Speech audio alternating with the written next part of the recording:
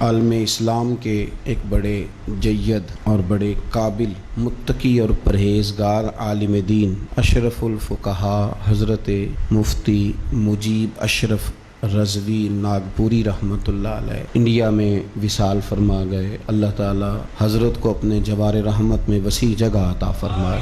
بہت سارے ملکوں میں حضرت کا فیضان ہے، بہت سارے لوگ آپ کے تربیت یافتہ ہیں، شاگردوں کی عقیدت مندوں کی تعداد بہت بڑی ہے، بے شمار آپ نے مدارس قائم فرمائے۔ مجھے بھی حضرت صاحب سے نیاز مندی کا شرف حاصل رہا، بریلی شریف میں بھی، مکہ مکرمہ میں بھی، مدینہ طیبہ میں بھی، مینا میں بھی اور عرفات میں بھی۔ میں نے انہیں بڑے قریب سے دیکھا اور میں نے انہیں سنت اور شریعت پر سختی سے عمل کرتا ہوا پایا۔ اپنے مزاج کے لحاظ سے انتہائی شفیق تھے، نرم تھے، لیکن شریعت پر عمل کرنے کے حوالے سے ان کی طبیعت میں بڑی سختی تھی۔ کل صبح ان کا وصال ہو گیا۔ اللہ تبارک و تعالی ہمیں ان بزرگوں کے نقوش قدم کو سمجھنے کی اور اس پر چلنے کی توفیق رفیق عطا فرمائے۔ 3 سال مسلسل حج میں میری ان کے ساتھ رفاقت رہی، میں ان کی خدمت میں حاضری دیتا، ان سے بہت کچھ سیکھتا، بہت ساری چیزیں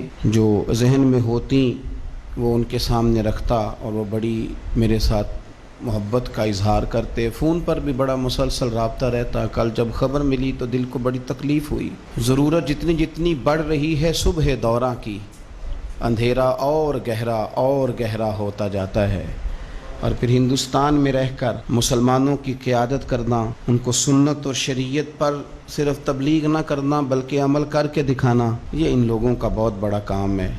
اور میں سنی سنائی بات نہیں کر رہا، میں نے انہیں قریب سے دیکھا۔ انہوں نے 30 کے قریب حج فرمائے اور میں نے ان کی بڑی دلچسپی دیکھی، اللہ کے گھر سے اور رسول اللہ کے در سے بڑی دلچسپی۔ مجھے یاد ہے کہ میں مدینہ شریف میں تھا تو میں نے فون کیا حج کے موقع پر، چونکہ مسلسل 2 سال ملاقات رہی تو تیسرے سال میں نے فون کیا تو فرمانے لگے میں سوچ ہی رہا تھا کہ ان کا فون ابھی تک کیوں نہیں آیا، اور سوچ رہا تھا کہ مجھے ہی کہیں سے نمبر مل جائے تو میں ان سے بات کروں، تو آپ تشریف لے آئیے۔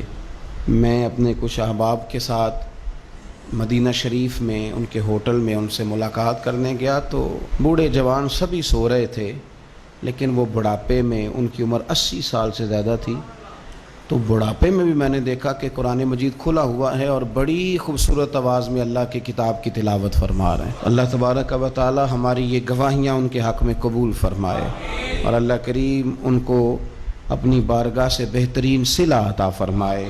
آمین بجاہ نبی الکریم صلی اللہ تعالی علیہ وسلم۔